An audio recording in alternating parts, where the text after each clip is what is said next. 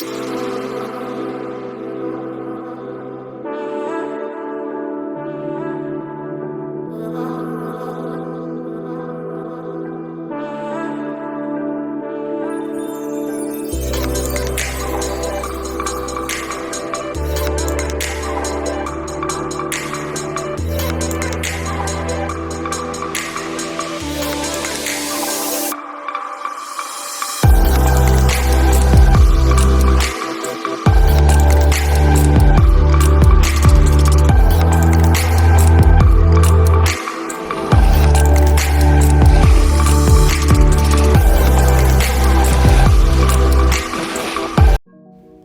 Day friends.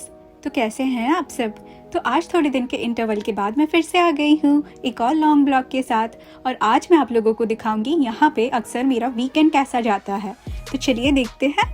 अभी तो यहाँ ज़ोरदार स्नो गिर रहा है, तो इस ब्लॉग की शुरुआत भी मैंने उसी से की है। और ये आप मुझे देखिए, उठने के बाद जब मैं देखने गई थी क्या हुआ है बाहर, ये पूरा तांडव है और मैं चप्पल पहन के ही निकल। घर में बंद रहते हैं तो कुछ पता नहीं चलता क्या हो रहा है, बाहर आके देखे तो गॉड इतना कुछ हो गया रहता है। देखिए, और मैं ये आपको दिखा दूँ, यहाँ ना अक्सर कनाडा के घरों में जब आप घुसते हैं, घुसने के साथ ही लेफ़्ट साइड पे एक छोटा सा वार्डरोब जैसा होगा आपका, लेफ़्ट या राइट किसी भी साइड पे हो सकता है, पर वहाँ अक्सर आप अपने कोट टांगेंगे और जितने भी आपके बूट्स होंगे वो घर के मतलब एंट्रेंस पे ही वो लोग रखते हैं। बिकॉज जब आप लोग बाहर से आएंगे स्नो में लाइक लथपथ होके, तो वो जनरली वाटर में टर्न हो जाता है कुछ ही मिनट्स के बाद घर में, बिकॉज हीटर भी ऑन रहता है। इसीलिए आपको अपने सारे शूज़ ऐसे झाड़ झूड़ के आना पड़ेगा अंदर।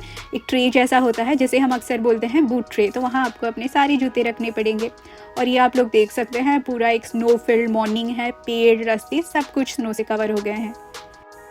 आगे आप देख सकते हैं, ये मैं गई थी अपने घर ही के पास कुछ इंपॉर्टेंट काम करने। जब यहाँ स्नो गिरती है ना, सारा स्नो मेल्ट हो जाता है और इतनी ज़्यादा लाइक फिसलन रहती है, तो पैर डालो तो बस अचानक से गिर ही जाओ धुरंधार।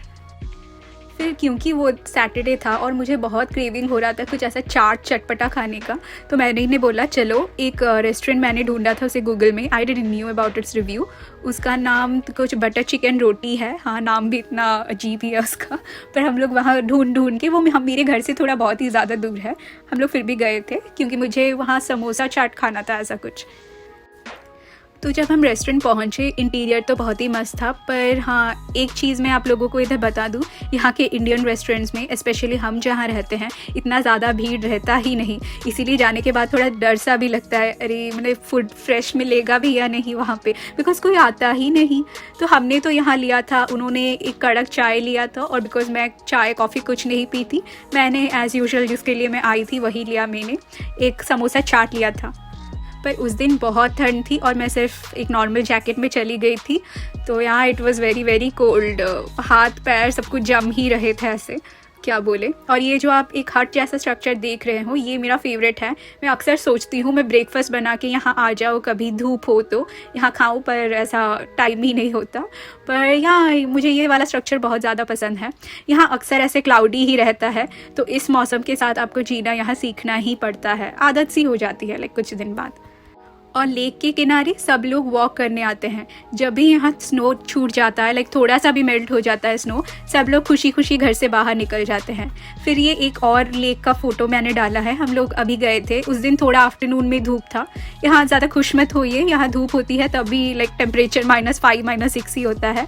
तो हाँ, ये बतख आप लोग देख सकते हैं कितने प्यार से वो लाइक स्विम कर रहे थे पानी में, वो उड़ते हैं चलते हैं सब कुछ, एंड यहाँ बहुत ही अच्छा लगता है, एटलीस्ट थोड़ा धूप सेकने मिलता है।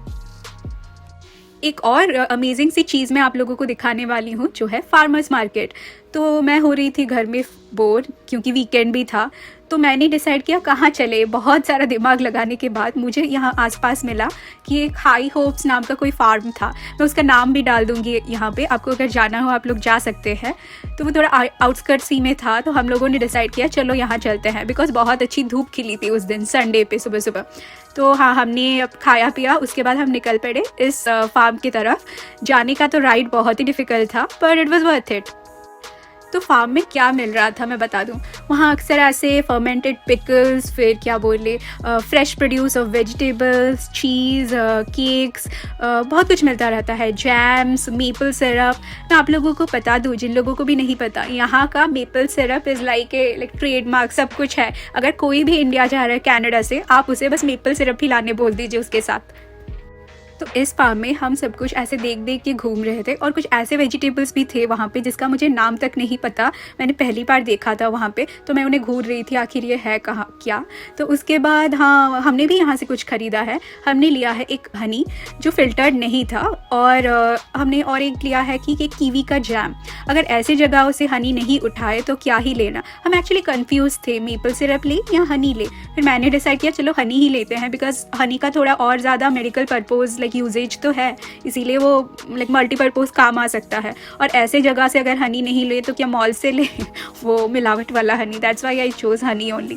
और हाँ, आपको कभी भी मौका मिले ऐसी जगह जाने का तो आप लोग जैम भी ज़रूर खरीदिएगा, स्पेशली बेरी के जैम। उसमें जो सीड्स होते हैं, नट्स होते हैं, वो those are like very good for your health.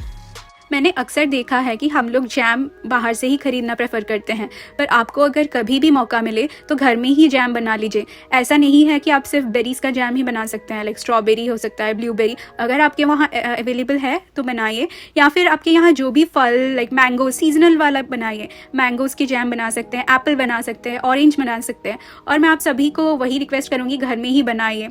Unnecessary added sugar, बहुत कुछ प्रिजर्वेटिव रहता है बाहर से। अगर आप लोगों को चाहिए तो मैं एक अगारो ब्रांड का कोई जैम मेकर भी आता है, उसका लिंक दे दूंगी डिस्क्रिप्शन में, उसे भी ज़रूर चेकआउट कीजिएगा। उससे आप लोग इजीली घर ही में जैम बना सकते हैं। मैंने अमेज़ॉन के ढेर सारे लिंक्स प्रोवाइड किए हैं जो आप लोग देख के अपने हिसाब से खरीद सकते हैं। वो सारे लिंक्स आपको डिस्क्रिप्शन में मिल जाएंगे। लाइक मैं कौन से स्किन केयर यूज़ करती हूँ, कुछ होम अप्लायंसेस एक्सेट्रा, जो भी आपको अच्छा लगे आप नीचे से देख के खरीद सकते हैं उस लिंक से ऑर्डर करके।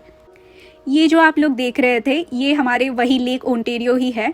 यहाँ का पार्क एक्चुअली अभी खुल चुका है, तो उस दिन बहुत तेज़ धूप थी, और हाँ, धूप के साथ सर्दी भी थी। इट वॉज लाइक -5 और 6 समथिंग, बट सब लोग इन्जॉय कर रहे थे, बिकॉज यहाँ धूप मिलना बहुत ही ज़्यादा मुश्किल है। ज़्यादातर ऐसे क्लाउडी और डिप्रेस्ड मौसम ही रहता है, या फिर स्नोफॉल। तो हम लोग बहुत खुश होकर लेक चले गए थे सारे। आप लोग बाकी लोगों को भी देख सकते हैं, बच्चे भी खुशी खुशी खेल रहे थे यहाँ। तो बहुत ही सुहाना सा दिन था। हम लोग पानी के पास भी गए थे, और यहाँ पे लेक के साइड में ऐसे थोड़े लॉग्स गिरे हुए रहते हैं, वहाँ भी मैं गई थी बैठने। ओवरऑल ये एक्सपीरियंस बहुत ही अच्छा था। लेकिन लिटरली हम धूप सेकने ही गए थे। हाँ, ये बहुत ही फ़नी है कि एक स्नो जैकेट पहन के धूप सेकने गए थे, बट क्या करें, यही रियलिटी है यहाँ की। कनाडा और धूप का बस ऐसा रिश्ता है कि यहाँ किसी को, लाइक कनाडा में इतना जब धूप आती है, सोना खरीदने से भी ज़्यादा लाइक यहाँ पे हमें खुशी महसूस होती है। It's so rare, specially in winter. और यहाँ चलते हुए मैं ऐसे बच्चों की तरह खुश हुए जा रही थी। सभी लोग ही इंस्टेंट खुश थे कि इतना अच्छा मौसम हो रखा है, हमें घूमने मिला एंड एवरीथिंग। तो यहाँ बहुत ही खुशी वाला मौसम था।